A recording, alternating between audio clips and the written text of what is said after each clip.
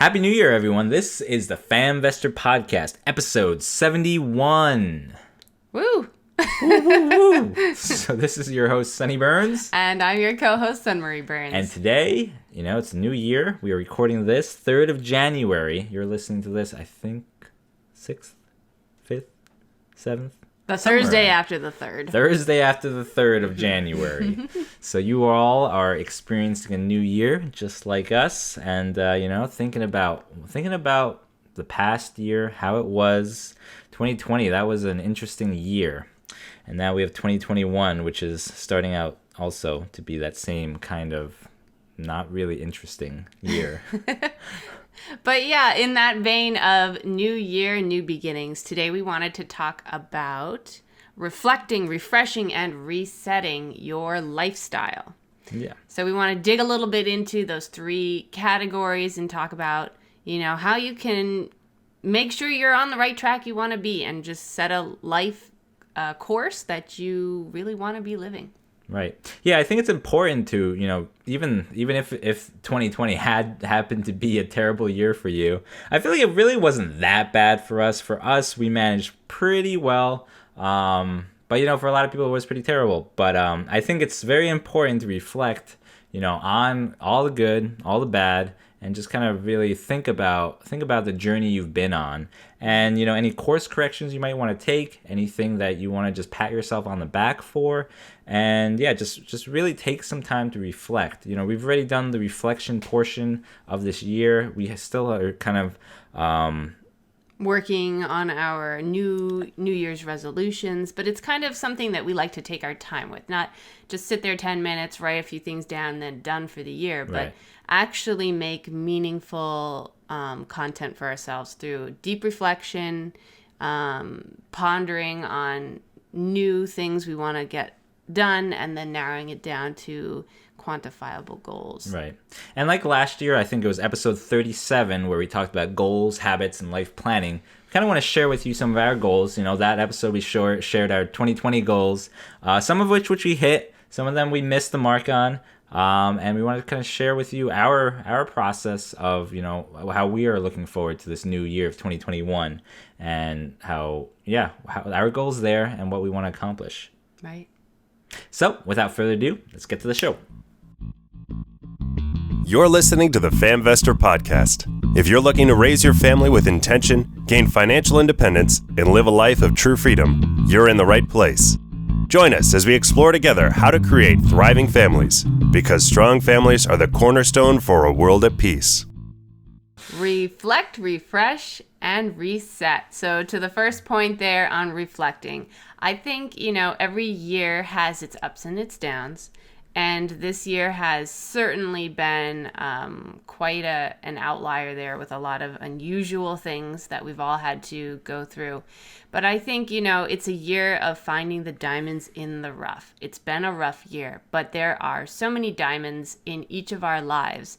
And we need to acknowledge those things, look back on this year and reflect on the things that, were beautiful in your life. What were those little moments, sometimes even big moments, that were formative moments in your life that you want to remember? Taking the time to think on those things. Maybe it was, maybe you had more time off from work where you could build meaningful relationships with your families or spend time working on those house projects that you've been wishing to get to for years and never getting around to them. And now finally you could kind of pause your life for a moment and have a better work-life balance, or maybe it's bonding with your children when they're home and getting on the same page with them rather than them doing their own thing at school and you your own thing at work, taking that time to just really truly get to know one another. So there's a lot of beauty that can come out of challenges, and I think that it's important to acknowledge those in this past year.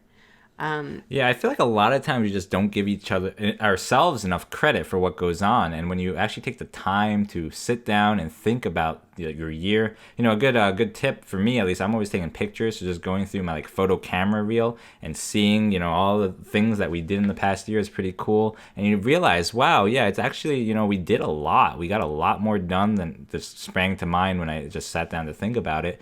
And it's kind of cool. And I just noticed this, when I started blogging, I started thinking about, okay, what can I blog about? What's this blog post about, about my journey? And I'm like, wow, I have had an incredible journey where I accomplished some amazing things that I never think about on a day-to-day basis. But taking the time to reflect, write those blog posts for me was very like therapeutic and very rewarding, actually, to look back and be like, wow, I've done some cool things. Right. And they don't have to be major momentous things in your life. They could be little things that you realize you're actually really proud of those moments. Right. Yeah, I was sitting down with Valen, our eldest 5-year-old, and I was like, hey, trying to do a review with him a little bit. I'm like, hey, what are you proud of? And we were looking through the photos, and we see him, a video of him, cliff jumping. And I was like, oh, I totally forgot about that. But yeah, when we went to Mexico, he did this like 15-foot cliff jump like 20 times. And he was proud of it. And I was proud of him for doing it. And just like looking back on that journey, looking back at those little things. Little moments, and just trying to find what you can appreciate. Reflecting can really, fill up your heart with happiness for the life you lead, and just acknowledging those things that aren't on the forefront of your mind all the time. So definitely an important thing. If you haven't taken the time to do it, I highly recommend doing it. Right. And I definitely say take time with your kids too, even if they're younger. Like our 3-year-old, I was talking to him and I was mentioning some things to him, like, hey, this year you learned how to ride a bike with no training wheels. You learned how to add, just 2 + 2 and 2 + 3 really. But, you started and you began reading a little bit, writing, and then he's like, yeah, and I also started learning how to make forts. I'm like, oh yeah, let me write that down here for you. I just have a Google Doc, from 2019. I started this Google Doc where there's these reflections, because I kept losing these hard papers, that I did from previous years. So I'm like, let me start a Google Doc, and it's going to be a running list of our reflections, our new goals, and someplace easy to kind of keep track of. So anyway, on this Google Doc, I'm like, Alvin, what, you were starting to build Lego toys, you learned to swim with your floaties, and he's like, yeah, and then I also made forts, and I dug really deep holes. I'm like, okay, cool, we'll put that all on there. Meaningful moments for him. Yeah, and it's just cool to see, it's always cool to see his perspective and what he gravitates towards. Right. Yeah, and I'd really recommend for the younger ones too, just go through those goals with them. I think it's important for them to have goals. We did it last year too. Yeah, last year's goals for Valen was to ride a bike without training wheels and learn to swim. Both the things he did, so that was cool. This year, he was saying that he wants to be able to add double digits. Well, first he said he wanted to get better in math, and I'm trying to teach him to make it more, specific, more attainable, measurable, And I was like, so add double digits, like 11 + 11. He's like, yeah, let's do that. And then he's like, I want to be better at soccer, and I'm like, yeah, and be good at like passing and scoring. And then he was like, I want to be better at handstands. We've been doing handstands recently with the boys. I'm trying to like segment an hour of the day, twice a week, where we go through gymnastics practice, just using an old mattress. And so he's working on handstands. Alvin is too, and he wants to walk across the room by handstanding by the end of the year. So I think those are cool goals. That's all we've come up with so far with the kids, or with Valen. Alvin has other goals, but yeah. Yeah, and I think it's wonderful for adults and children alike to have these goals that are attainable, because it gives you something to look forward to in your new year. It gives you kind of a North Star to focus your directions and your efforts towards something that you decide is worthwhile working toward. So highly recommend it. I think that another thing that comes up during reflection and goal setting may also be disappointment in yourself for things that you realize, oh, gee, I wanted to do that this year and I didn't accomplish it. So acknowledging those things, but finding grace for yourself. You need to refresh yourself and give yourself grace and appreciation for what you could do, and the things that you couldn't do, just acknowledge where you're at, and maybe you want to add them onto your new list of goals, or maybe at this time and point you decide, you know what, last year I really thought that was important. This year I'm not feeling it, and that's okay. You can let some of those things go if they just aren't suiting you anymore, without getting too hard on yourself. I know in the past sometimes I would write up goals and resolutions. I'd have like 20 things on there, and then by the end of the year I'm like, oh, I only did 8, and that would really give me this defeated feeling at the end of the year. And I think that kind of is not the point of reflection and goal setting. It's to encourage yourself to grow, so to acknowledge the things that you did grow in and give yourself grace on the things that you chose not to or weren't able to accomplish or decided weren't relevant to your life anymore, and so you didn't pursue them, and that's perfectly okay. So don't take the reflection as a negative, take it as a positive. Everything you could do, and the things that you didn't, just let it go. Yeah, I mean, there were several goals I definitely didn't hit. I really wanted to do an Olympic triathlon, and that, just because of COVID, the triathlon didn't happen. I felt like I was definitely ready for that mile swim. You were training for it. Yeah, the bike ride, the run, I could have done it all. But it just didn't happen. So I'm definitely 2021. That's what I want to do. We had a great time anyway. We stayed at the same campground we were going to. We were fully booked for the triathlon. Yeah. We had our campsites and our trip all planned out, so we went anyway. Yeah. Had an amazing time. Just didn't do the triathlon. Yep. There were some people who did it anyway on their own while they were there, but right. Yeah. And the one that I really wanted to make happen was seeing shooting stars with the kids. We planned out a whole camping trip at the darkest place in our area, and it was supposed to be no moon, meteor shower, and then again COVID canceled out our camping trip. The campsites were closed, and then we made several attempts after that. But I think it in was total always cloudy. We've only seen 5 or 6 shooting stars this summer, which are still cool. But yeah, I think What did we have? 50 shooting stars? 54 was the requested a shooting. A bit ambitious. I think we could have done it if everything had gone according to plan. But nothing always goes according to plan, and I think that'll be in the 2021 goals this year. Right, but you had some great ones you hit. Like you wanted to go on a kayak camping trip with Valen, and I remember the beginning of the year going, poof, I don't know, he's young, and you're not going to find anyone who's going to want to do that with you, but you pulled it off. Yeah, we had me and 2 other dads. We each brought our kids on tandem kayaks down the Delaware Water Gap, just an overnighter, and they had an awesome time, and we had an awesome time. So things to be proud of, too. Yeah. So we've talked about reflecting, we've talked about refreshing, and now we're going to talk about our final point, which is resetting. And I would say that that's probably one of the most important things, is to pause. Take a pause in your life and reset all the important factions of your life into a pattern that you are happy with. So perhaps your personal fitness goals, reset those. Perhaps your finance goals, reset those. And health and wellness, personal development.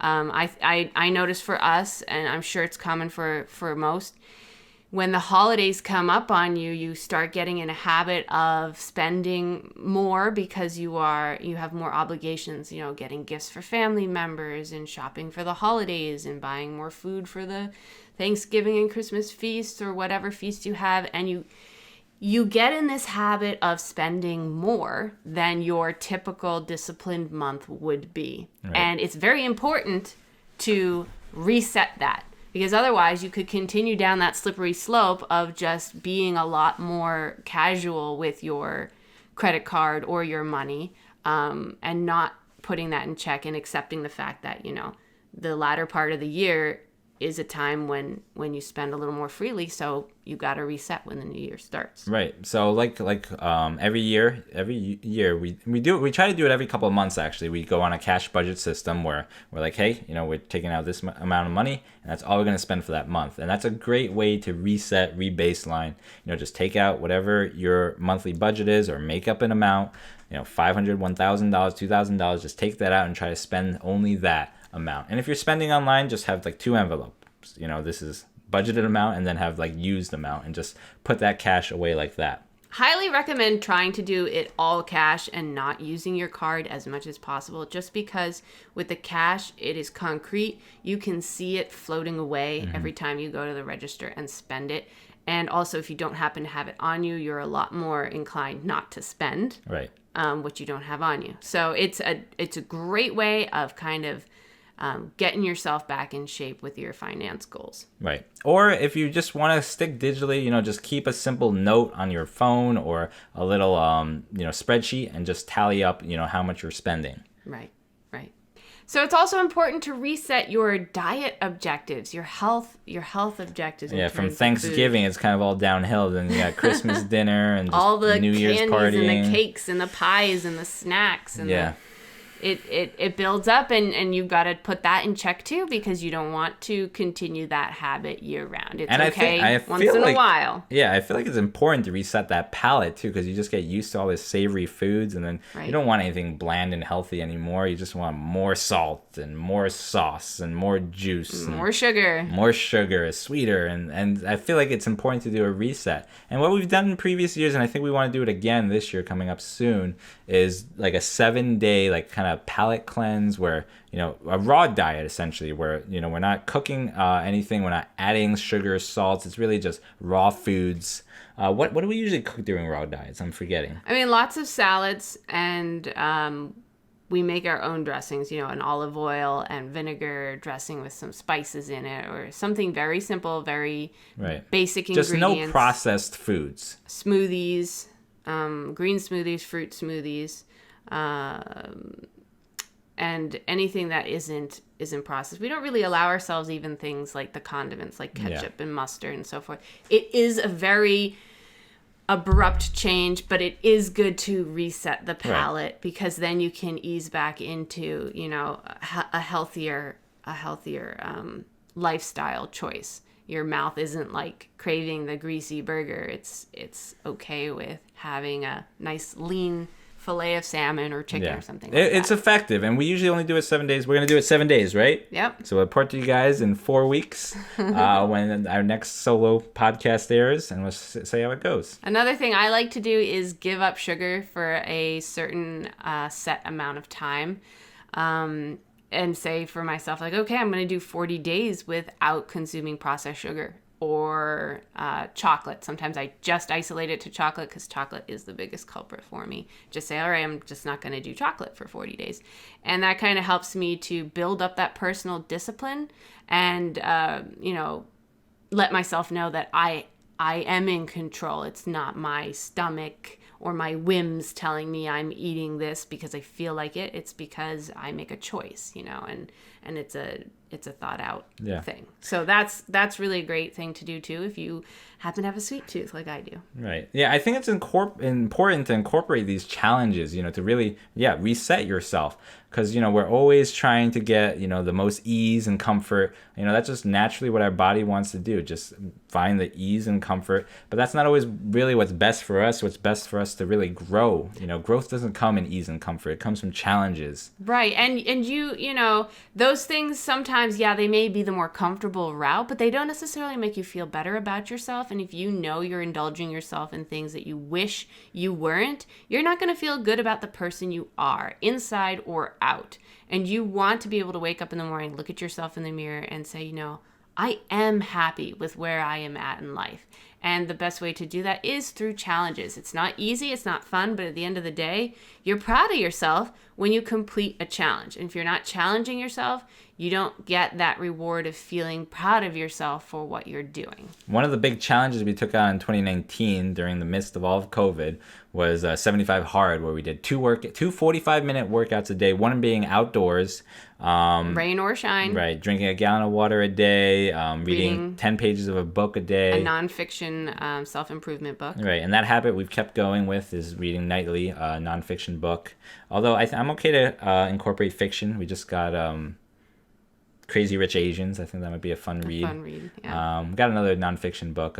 We interviewed this. I forget what episode that was, but a lady and her husband and 2 sons went from Alaska to Argentina on bicycles. Took them 3 years, 17,000 miles. So Nancy Vogel. Nancy Vogel. I got to look up what episode she was at. But incredible fantastic story. Yeah, and I want to read that with Sunrise, because I want to do the same thing. Not as grand. Yeah, you're going to need to convince me a little bit there. Yeah, but I started the book and I was like, I got to read this with her so that we're on the same page here. Right. Just living a life that is fully alive, with a life that you're in control. You're making the choices. You're not letting the world decide how things are going to go for you. You're taking the helm and just really building a life you'd like. And I mean, it's hard. That 75 hard challenge was probably one of the hardest things we've ever done, I would say, especially in light of we had to move. We were moving. It was COVID, so it was hard to get like any babysitters or anything. We were kind of on our own. We had our third child was still pretty young, only like 5 months old. It was a lot of adjustment.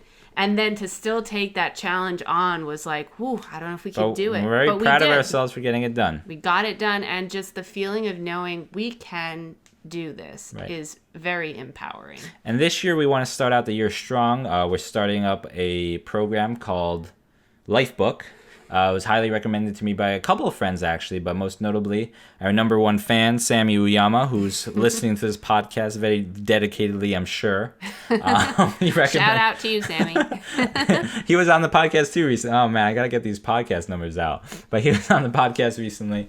And Lifebook, it's about kind of lifestyle design and really kind of honing in on what you truly want in life and just kind of setting, we're all about intentionality, but taking the time to intentionally set how you want your life to be. They kind of go through 12 aspects of life. It could be finance, relationships, friendships, children, parenting, all sorts of stuff. You go through all these things. It's a 6-week thing. It's about a 3-hour-a-week commitment. Anyway, we haven't done it, but we're starting it. That's our New Year's resolution, is to carry out this program. So, come 7 weeks from now, we'll fill you in on how it has gone. Yeah. But if you want to join us, feel free. We're starting on the 4th, so probably 2 days before this airs. But there's another one you can start up like 2 days from then. So. Yeah, but we made that decision to enroll into that program because we were looking for another way to challenge ourselves and to also really kind of decide where we want to go in our future. I think it's so important to have large life goals and objectives, to have a plan of where you're going for the next few years, so that you don't wander aimlessly through life, trying this out, doing this, doing that, but you have a direction. And we've felt like up to this point, we've done a really good job designing our own 5-year courses. We've really consistently done that since the get-go. And honestly, I feel like that is a large part responsible for how we accomplished what we did, because we made these goals and we stuck to them and we had a vision. And so now where we are in our life, we really feel like doing this program may be the next step to help us further refine our vision and goals for our next 5-year segment. Right. Yeah. I feel like recently I've been feeling a bit lost or a bit, I don't know, uncertain about like, where are we going? Where are we going? Yeah, because we hit all our major goals that were on our last 10-year. Right. We were like, plan. Buy it was 2 rental properties. We ended up buying 3, and then buy that single family house, and achieve or go for that financial independence, which we've pretty much achieved at this point. And it's just like, what's next? So yeah, we really need to like sit down and figure out what we want to do with our lives. I mean, we do have other goals that are out there, but it seems like they're a little more amorphous, and what's the next stepping stone? Right. Really figuring that out. We want to map it out better, and we feel that this program perhaps will help us in that goal. Right. But yeah, I just hate the feeling of being stagnant. I've felt that recently, just kind of being stagnant, and you need that challenge. You need to kind of kick yourself in the butt and get moving and do stuff in a meaningful direction. Also the inspiration, just the inspiration of heading towards a goal. Right. It's so life-giving. Yeah, so Lifebook is kind of free. If you finish it, it's free. It's a $500 accountability deposit, but you get that back if you complete the 6-week course. Do all the online questionnaires, and if you complete that, they'll give you your money back. Right. So that was a nice motivating factor. Right.